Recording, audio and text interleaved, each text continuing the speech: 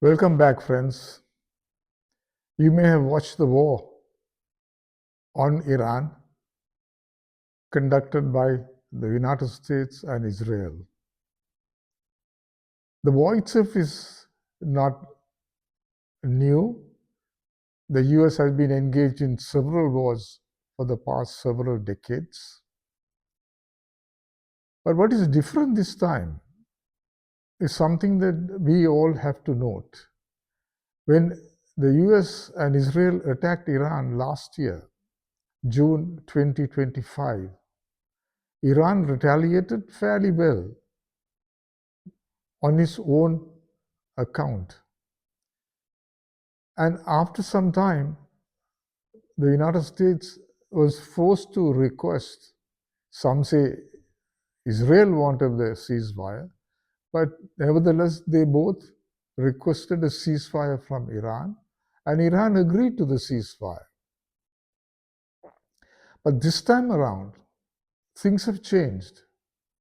Now we are into the war. It's about 9 or 10 days since the war began, where US and Israel has been bombing Iran, and Iran has retaliated using sophisticated satellite technology provided by China,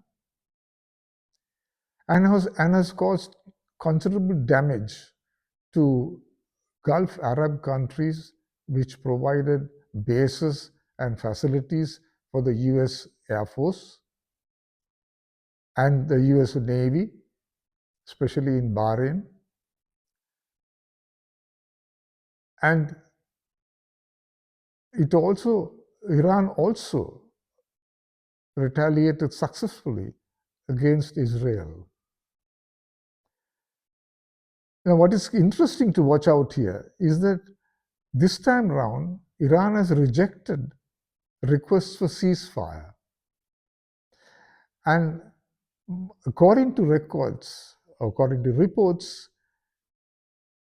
United States and Israel have requested ceasefire 4 times through intermediaries in the Arab world. And Iran rejected all 4 times. And it's important to remember that behind the ceasefire is Israel's nuclear blackmail. And that goes something like this. If Israel faces an existential threat, if Israel considers that its existence is in danger, it will switch to a nuclear option and bring the whole region down. Now, this nuclear option was called the Samson Option, and Israel has threatened the Arab countries of using atomic weapons if they do not accede to Israel and, of course, by extension, US demands. By rejecting the ceasefire, what Iran has done is to neutralize the nuclear option. Iran has basically said to Israel, use your nuclear bombs, we'll use our bombs, and let's all go down together. And it is this that has neutralized the Israeli nuclear option. And as a result, the United States and Israel are forced to continue to bomb Iran back to the Stone Age, they hope. There's an additional problem here. As you know, in the US, arms production is done for profit. If the arms companies feel that they do not or they cannot earn sufficient returns on their investment, they are reluctant to expand military production. Unlike in China or the Soviet Union, where the leadership can order the state-owned arms industries to produce as much as the state requires. In the United States, the arms industries will produce only as long as they earn profit. And you may recollect that every time President Trump spoke of having a ceasefire or a deal in Ukraine, the value of stocks of the arms industries collapsed. Well, not totally in that sense, but they dropped by 5 or 6% in the stock market. So, for the arms industries, for the government to actually achieve peace is dangerous, financially almost fatal.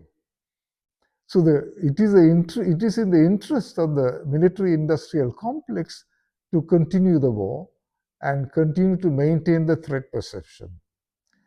And it is this factor that has been, among others, perhaps the main obstacle to the United States waging a war in West Asia.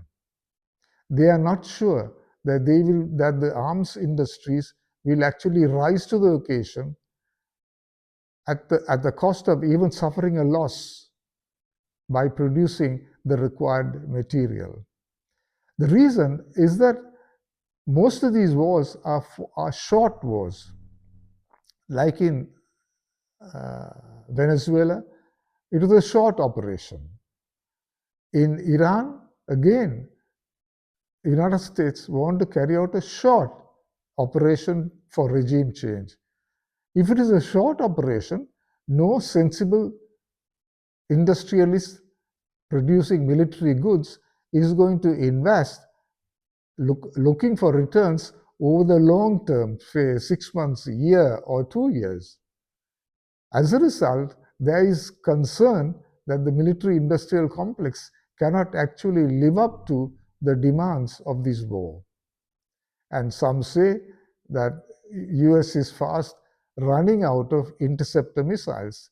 Then again, it can be part of disinformation in order to mislead Iran into thinking that US will not be able to fight that war.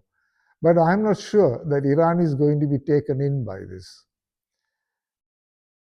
Now, in this context, what is equally important is to recognize China's role in this war.